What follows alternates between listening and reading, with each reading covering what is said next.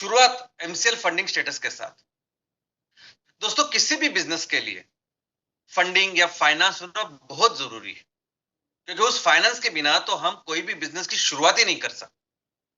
तो अभी एमसीएल परिवार में हमने हजारों उद्योजकों को अपने साथ जोड़ा है, सैकड़ों कंपनियों का निर्माण किया है।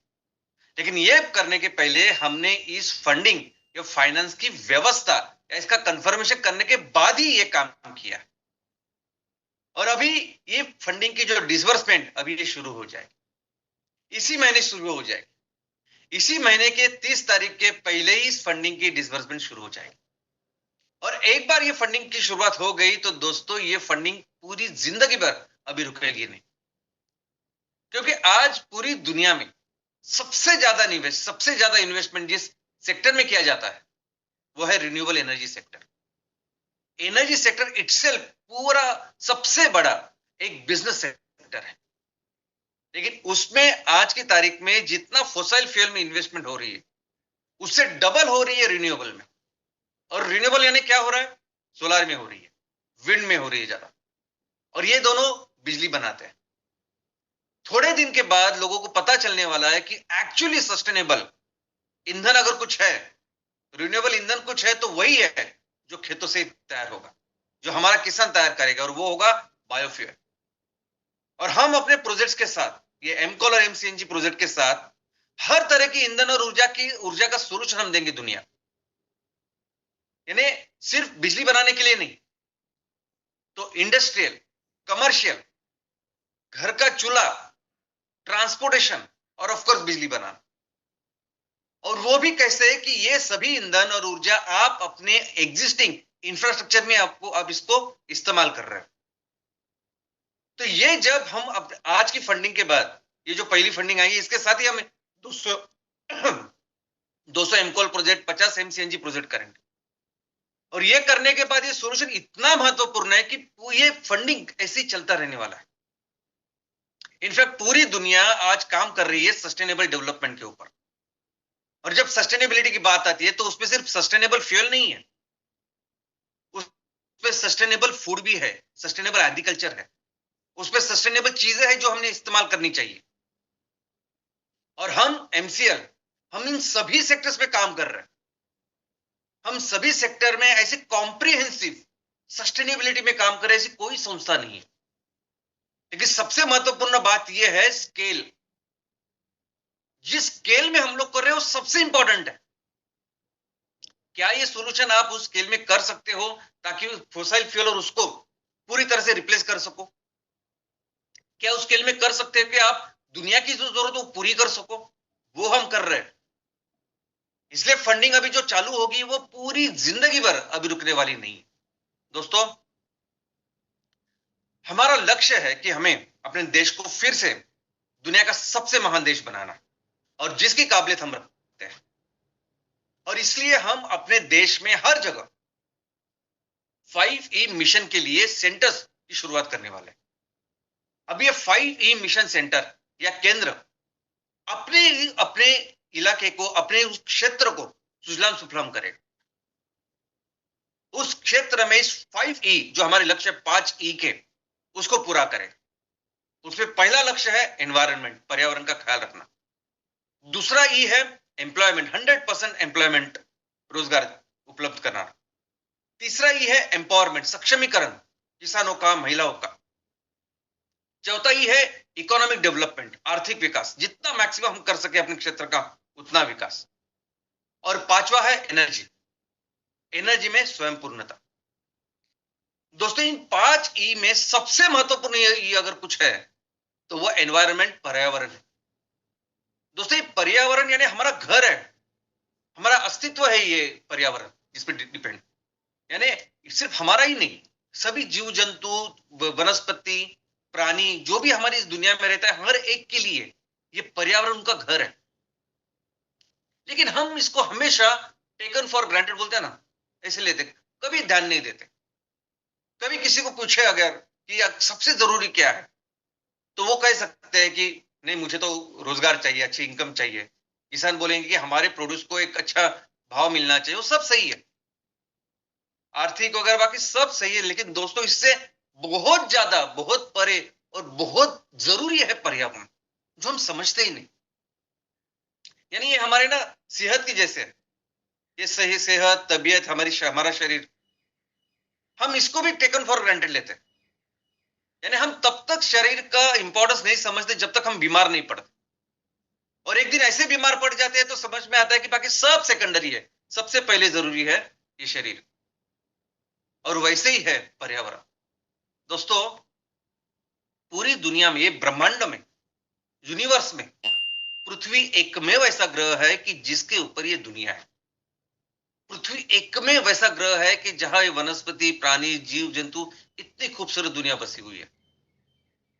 जैसा हमारा सूर्य सूर्य है, वैसे कई सारे लाखों तारे हैं विश्व में। कि कई सारे, जैसे हमारा पृथ्वी है, ऐसे कई सारे लाखों प्लैनेट्स भी है। इतने सारी संस्थाएं, इतने सारे साइंटिस्ट कितने दिनों से काम कर रहे हैं, लेकिन किसी ने भी अभी तक एक भी, एक कहीं तो ग्रह है और वहां दुनिया है, इसकी पुष्टि नहीं थी। ये पिक्चर में जो दिखाते हैं कि दूसरा ग्रह, वहां से आने वाले लोग, ये सब मनगढ़ंत है। ऐसा कुछ भी नहीं। इतना सुंदर अपना ग्रह, अपनी पृथ्वी है, और ये बनी है, इसमें जीवन है।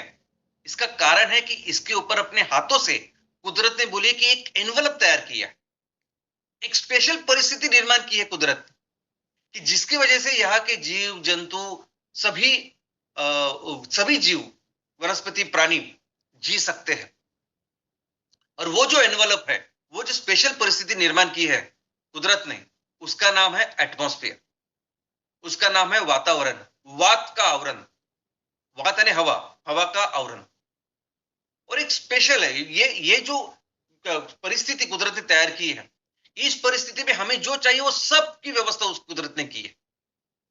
ये पानी का साइकिल, कार्बन का साइकिल, कोई भी न्यूट्रिएंट जो हम खाते हैं उसका साइकिल, ये सब कुछ कुदरत ने भर भर के अच्छी तरह से करके दिखा। अगर ये पर्यावरण या अगर ये वातावरण नहीं होता तो परिस्थिति बहुत अलग होती है। यानी दिन का तापमान 50 से 100 होता, रात का तापमान -50 -100 तक होता। यानी कई सारी ऐसी चीज है जो इस वातावरण की वजह से हम अनुभव ले सकते हैं। लेकिन दोस्तों, ये जो वात का आवरण है, ये जो हवा का आवरण है, ये बहुत स्पेशल है। इसका जो कंपोजिशन है, ये कुदरत ने इस तरह से बनाया है कि जिसकी वजह से हर एक जंतु का, हर एक जीव का, हर एक वनस्पति प्राणी की जरूरत पूरी हो। अभी इस ऐसे जैसे हवा का जो आवरण है या वात का जो आवरण है, ऐसे आवरण बाकी के ग्रह पर भी है, गुरु पर है, शनि पर है। लेकिन वो जो हवा है या वो जो आवरण है, वो हीलियम का है, हाइड्रोजन का है, जिसका कोई काम नहीं है। लेकिन कुदरत ने ये जो आवरण हमारे लिए तैयार किया है, वो इतना खूबसूरत है, जिसमें 21% ऑक्सीजन है, 78% नाइट्रोजन है। हीलियम, हाइड्रोजन तो एकदम न के बराबर है। और ये ऐसा है कि जिसकी वजह से हर एक जीव की जो जरूरत है वो पूरी होती है दोस्तों। और ये जो हवा है, ये 75%, यानी अगर आप पृथ्वी देखेंगे तो ये जो हवा का आवरण है या वातावरण है, उसकी जो चौड़ाई है, हमारी जो दुनिया है, हमारी जो पृथ्वी है, उसका सरफेस यानी जमीन, जमीन से लेके 1000 किलोमीटर से लेके 10,000 किलोमीटर है। आवरण कितना बड़ा है? तो 1000 किलोमीटर से लेके 10,000 किलोमीटर। लेकिन नीचे का जो ट्रोपोस्फियर करके एक उसकी लेयर है, जो 40 किलोमीटर तक होती है, उसमें ही मैक्सिमम हवा होती है, गैसेस होते हैं।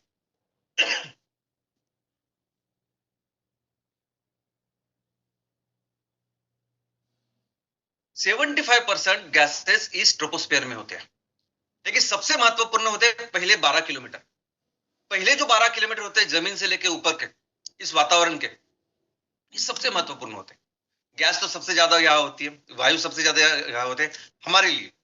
दूसरे सभी जो हम क्लाइमेट के अलग अलग चीजें देखते हैं, क्लाउड्स, बादल देखते हैं, हम वर्षा देखते हैं, हम बाकी कोई साइक्लोन या बाकी कोई तूफान वगैरह आते हैं ना, वो सब इस 12 किलोमीटर में ही होते हैं। इनफैक्ट जो हवाई जहाज उड़ता है वो भी इस 12 किलोमीटर के दायरे में ही उड़ता है। तो ये 12 किलोमीटर का जो पहला है, ये बहुत महत्वपूर्ण है, जो ज्यादा से ज्यादा अच्छा ख्याल इस जीव जंतु का रखता है। लेकिन दोस्तों, सबसे महत्वपूर्ण चीज ये है कि जिस तरीके से ये वातावरण में ऑक्सीजन है, और जो जरूरी है हर एक जीव के लिए, वैसे ही हमारे अंदर हर एक पेशी के लिए जरूरी है ये ऑक्सीजन। आपका, मेरा, हर एक का शरीर बना है 50 ट्रिलियन सेल से, 50 लाख करोड़ पेशी से, 50 लाख करोड़ हर एक का शरीर बना हुआ है। और उस 50 लाख करोड़ के हर एक पेशी को लगता है ऑक्सीजन। जो ऑक्सीजन हम बाहर देखते हैं कि वातावरण में है और जिसकी जरूरत होती है, हम लोग पढ़ते वगैरह, हमारे अंदर हर एक पेशी को लगता है। इस नाक से लेके पूरे जो लंग्स है, हमारी पूरी जो सिस्टम है, रेस्पिरेटरी सिस्टम, उसका काम ही है कि ऑक्सीजन लेना और कार्बन डाइऑक्साइड छोड़ना। ये हमारा हार्ट है और उसको लेके सभी जो रक्त वाहिनियां हैं सबका, और इनफैक्ट खून, ये हमारा रक्त जो है, ब्लड जो है, इसका काम क्या है? तो प्राइमरी काम, इंपॉर्टेंट काम यही है कि उस ऑक्सीजन को हर पेशी तक लेके जाना और कार्बन डाइऑक्साइड को लेके आना। जो हमारा खून लाल दिखता है, उस खून लाल दिखता है क्योंकि उसमें लाल पेशी होती है, रेड ब्लड सेल्स। अब ये लाल पेशी का, और उसमें जो हीमोग्लोबिन होता है, आयन होता है, उसका सबका काम एक ही है कि ऑक्सीजन के साथ ये करे और ऑक्सीजन लेके जाए हर पेशी को तय।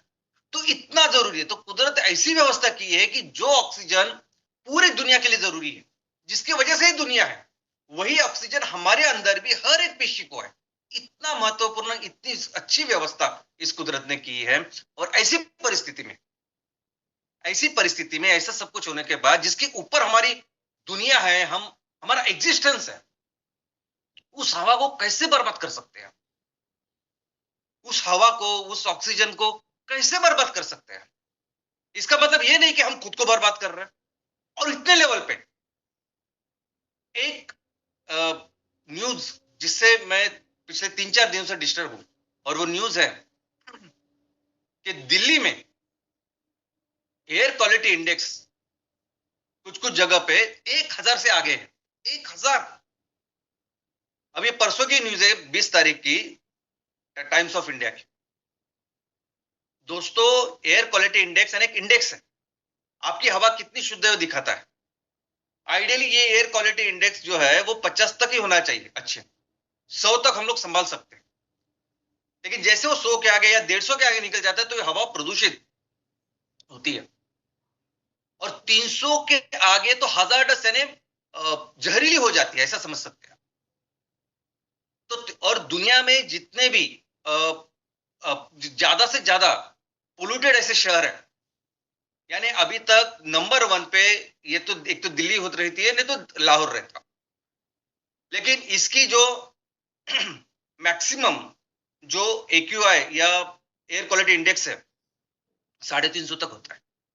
जो मीटर होता है जिसमें इंडेक्स दिखा जाता है, वो मीटर भी 500 तक ही होता है पूरी दुनिया में। और दिल्ली की हवा आज इतनी प्रदूषित हुई है कि कुछ कुछ जगह पे आज उसका AQI, एयर क्वालिटी इंडेक्स, 1000 के ऊपर है। और हर दिन उसका AQI 480, 490 ऐसे लेवल पे, 500 तक है। स्कूल बंद है, कॉलेज बंद है। इस तरह से लोग काम कर रहे हैं जैसे कोरोना में काम कर रहे हैं, घर से बाहर ना निकले अगर जरूरत नहीं है तो। इस प्रकार का काम हमने किया और ये बहुत डिस्टर्बिंग है। दोस्तों, एयर क्वालिटी इंडेक्स पहले क्या, आप जरा हम समझ लेते हैं। सबसे पहले तो एयर क्वालिटी में कुछ चीजें ऐसी है कि जो नहीं होनी चाहिए हवा में, वो जब दिख जाती है तो वो एयर क्वालिटी इंडेक्स खराब होता है। तो उसमें सबसे पहले ये पार्टिकुलेट मैटर, यानी धूलिकण। धूलिकण 10 माइक्रोन साइज के, धूलिकण 2.5 माइक्रोन साइज के। कहां से आते हैं धूलिकण? हमें एक पता है कि वो कंस्ट्रक्शन से आते हैं। सबसे ज्यादा आज की तारीख में धूलिकण जो आ रहे हैं, वो आ रहे हैं इनकम्प्लीट बर्निंग की वजह से। हम जो जलाते हैं इनकम्प्लीट जलाते हैं उसकी वजह से। और उसका प्रमुख कारण है कोयला। कोयला जो हम जलाते हैं, और कोयला इस तरह का काम करता है, यानी आप जब कोयले को इस्तेमाल करते हो तो वो 40% तो राख तैयार करता है। यानी 1 टन कोयले का इस्तेमाल किया आपने तो 400 किलो उसकी राख तैयार होती है, और राख है ये पार्टिकुलेट मैटर। दूसरा महत्वपूर्ण कारण है कचरा, कचरे को जलाना। दोस्तों, कचरे को जलाते हैं हम, और इस कचरे को जलाने के बाद वो छोटे छोटे जो है ना, जो धूलिकण ये ऐसे बन जाते हैं। इनफैक्ट 2.5 माइक्रोन यानी बहुत ही छोटे, इतने छोटे कि वो हमारे लंग्स से निकल के हमारे शरीर के अंदर खून में जाते हैं। और ऐसा जा रहा है कौन? प्लास्टिक। इस प्लास्टिक को जो जलाते हैं हम, इतना छोटा करके आज प्लास्टिक खून में दिख रहा है, प्लासेंटा तक दिख रहा है। ये कारण है। दूसरा है नाइट्रोजन डाइऑक्साइड। इस 100% आता है फोसाइल फ्यूल से, उसका उपयोग से। ओजोन, ओजोन भी आता है फोसाइल फ्यूल और पेट्रोकेमिकल से। कार्बन डाइऑक्साइड और हाइड्रोकार्बन का मिक्स सहयोग होकर फिर ओजोन तैयार होता है। कार्बन मोनोऑक्साइड आता है ट्रांसपोर्टेशन फ्यूल से। कार्बन मोनोऑक्साइड और सल्फर। सल्फर तो ऐसा समझिए कि सल्फर के ऊपर, सल्फर कितना है आपके पेट्रोल डीजल में, उसके ऊपर आपकी फ्यूल की गुणवत्ता है। इतना टॉक्सिक है सल्फर, होना ही नहीं चाहिए।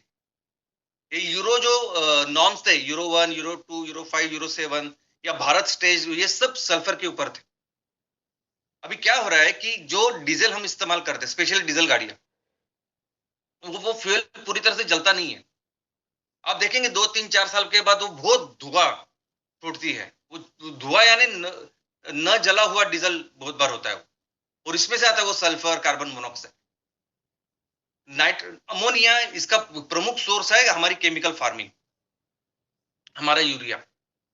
और लेड आता है फिर से पेट्रोकेमिकल या पेंटिंग या इस आयरन से। तो आप देख सकते हैं कि ये सभी जो पॉल्यूटेंट है, मेजर सोर्स, नंबर 1 सोर्स अगर कुछ है तो वो है फॉसिल फ्यूल, और दूसरा सोर्स है ये कचरा। और ऐसी परिस्थिति में पूरे दुनिया में आप किसी भी देश में जाएंगे और उनका इंडेक्स देखेंगे तो उनका इंडेक्स 500 तक ही है। आप उसका मीटर देखोगे तो 500 तक ही है। और ऐसी परिस्थिति में दिल्ली का अगर AQI इतना चला जाता है तो ये बहुत ही भयानक परिस्थिति है।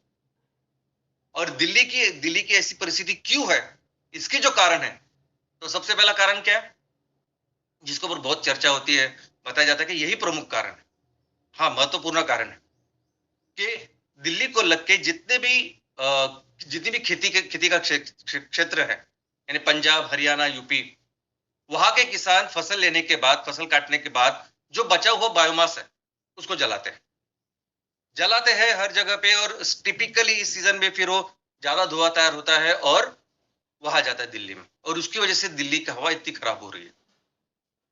ये प्रमुख कारण है, इसके ऊपर बहुत चर्चा भी होती है और ये सही भी है। ये कारण है, इस कारण को कहीं ना कहीं सोल्यूशन चाहिए।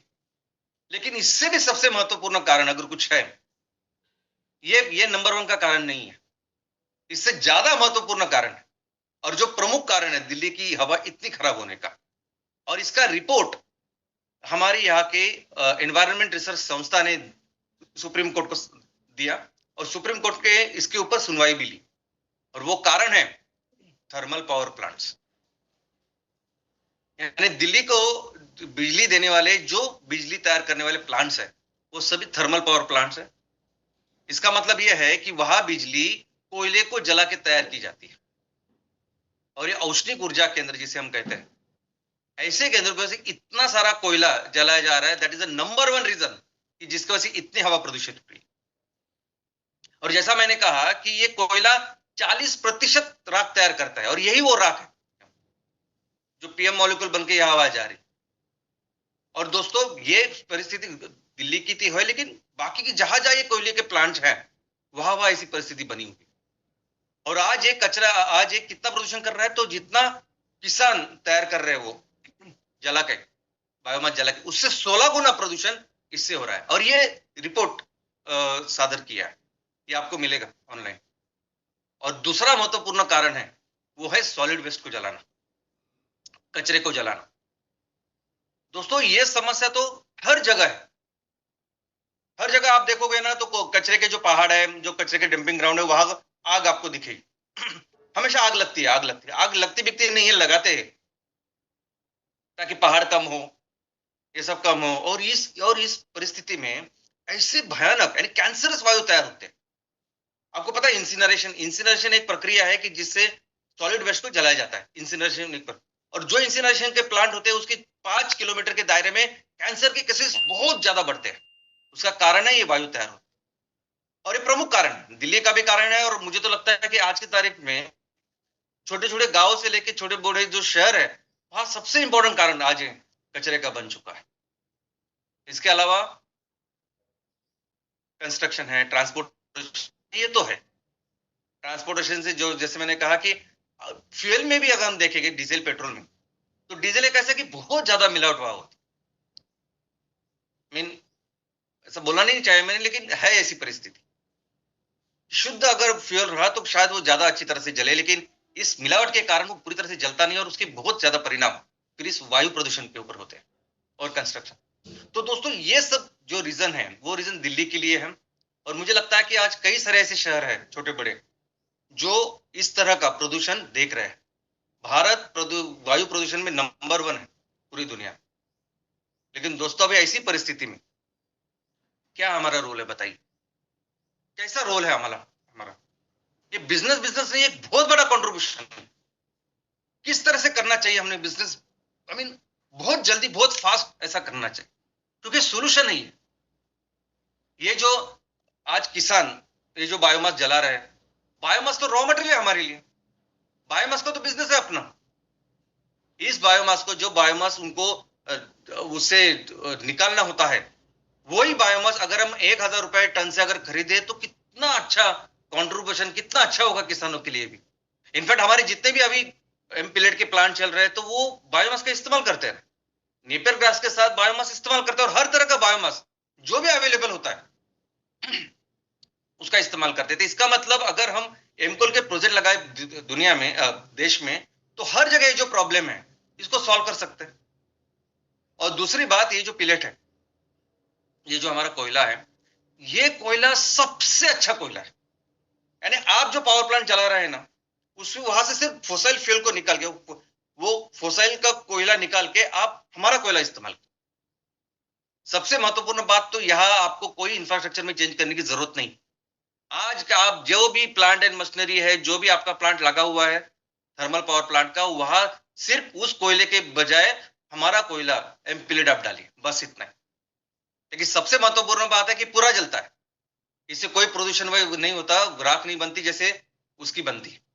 इसमें सल्फर है ही नहीं, इसमें लेड है ही नहीं, जो बेसिक जो सबसे ज्यादा प्रदूषण करते हैं, ऐसे सल्फर है ही नहीं इसमें। और दूसरी बात कि ये कार्बन न्यूट्रल है। कार्बन न्यूट्रल का मतलब ये है कि जो इसको जलाने के बाद जो भी कार्बन डाइऑक्साइड तैयार होगा वो हमारे नेपियर ग्रास बायोमास उसको सोख लेगा, कार्बन साइकिल। लेकिन ये कार्बन न्यूट्रल ही नहीं, कार्बन निगेटिव भी है, क्योंकि हमारा नेपियर ग्रास जो इतने फास्ट ग्रो होता है, वो हवा का जो कार्बन डाइऑक्साइड है उसको भी सोख लेता है और जमीन में गाड़ देता है, जिसे सिक्वेस्ट्रेशन कहते हैं। तो ये कार्बन निगेटिव है। ऐसे ऐसी चीजें जब हम करेंगे, कितना बड़ा कंट्रीब्यूशन हो। हमारा जो रोल आने वाले दिनों में वो बहुत इंपॉर्टेंट है। यानी कई सारी प्रॉब्लम हम इसे सॉल्व करने वाले हैं। और दोस्तों इसके आगे जो फेज है, देखिए सबसे पहले तो इस फंडिंग के बाद हम ये 200 नहीं, हम लोग ज्यादा लगा सकते हैं, ऐसी फंडिंग है। हम 200 नहीं 300 प्लांट लगा सकते हैं, ऐसी अपनी फंडिंग है। 50 नहीं 100-150 सीएनजी के प्लांट लगा सकते हैं, ऐसी अपनी फंडिंग। लेकिन ये होने के बाद, ये सॉल्यूशन दुनिया के सामने रखने के बाद, मुझे बताइए तो फाइनेंस अरेंज करना इतना इंपॉर्टेंट नहीं है। तो आप किसके लिए फाइनेंस इस्तेमाल कर रहे हो कितना जरूरी है। और एक अच्छे उद्देश्य के लिए अगर आप एक काम कर रहे हो, एक अच्छा आरओआई दे रहे हो आप, रिटर्न और इन्वेस्टमेंट, इन्वेस्टर को सिर्फ उनको जितना चाहिए उतना आपको मिलना चाहिए, बहुत ज्यादा की अपेक्षा नहीं करते। तो कोई सभी इंस्टीट्यूशन, सभी बैंक आज तैयार है, मैंडेट है उनको ये सब करने के लिए। लेकिन उसी के साथ साथ अगर आप इसका पोटेंशियल देखोगे दोस्तों, तो हमें हमारे देश में 1,000 मिलियन टन इतना कोयला लगता है हर साल। 1,000 मिलियन टन यानी 1,000 दशलक्ष, यानी 1 billion ton, almost 1 billion ton. 1 million ton यानी 1 दशलक्ष टन। इतना साल का अगर हमें कोयला तैयार करना है तो हमें 100 प्लांट लगानी पड़ेंगे। और इसलिए हमारी जो जरूरत है, हमारे देश की जो जरूरत है 1,000 दशलक्ष की, उसके लिए हमें 1,00,000 प्लांट लगाने पड़ेंगे एमकोल के, तब जाके हम अपने घर की जरूरत को पूरा करें। लेकिन भारत इतना वैभवशाली, इतना समृद्ध है कि हमारे यहाँ ग्राम पंचायत है 2,60,000। यानी हम अपने लिए तो कोयला तैयार करेंगे, लेकिन दुनिया के लिए 20 से 25% कोयला तैयार कर सकते, और वो भी ऐसा कोयला जो वहां के एग्जिस्टिंग इंफ्रास्ट्रक्चर में वो इस्तेमाल कर सके, और जिससे कोई प्रदूषण नहीं होगा। तो दोस्तों आने वाले दिनों में ये जो साइकिल शुरू होगी, तो अभी खत्म नहीं होगी, ये रुकेगी नहीं। अभी ये इन्वेस्टमेंट की, फाइनेंस की, ये ग्रोथ की, बिजनेस की जो साइकिल शुरू होगी, तो वो ऐसे ही चलती रहेगी। और कहां तक चलती रहेगी? चलती रहेगी वहां तक जो अपना पोटेंशियल है। और अपना पोटेंशियल वही है बाय डिफॉल्ट, सिर्फ एक ही प्रोजेक्ट या एक बायोफ्यूल का सेक्टर भी लेना, तो इससे ही हम लोग दुनिया के नंबर 1 इकोनॉमी बनाएंगे। लेकिन एग्रीकल्चर में ऑर्गेनिक फर्टिलाइजर है, ये सस्टेनेबल प्रोडक्ट जो हम नहीं बना सकते, भारत ही बना सकता है। और इसलिए आने वाले दिनों में कंपलसरी, एक बार साइकिल शुरू होने के बाद कंपलसरी हमारा देश दुनिया की सबसे बड़ी अर्थव्यवस्था बनेगा। और कंपलसरी हम अपने देश को फिर से उस स्थान पे लेके जाएंगे जिस स्थान पर हमारा देश काबिलियत रखता है, फिर से दुनिया का नेतृत्व करेगा। जय हिंद, जय एनसीआर।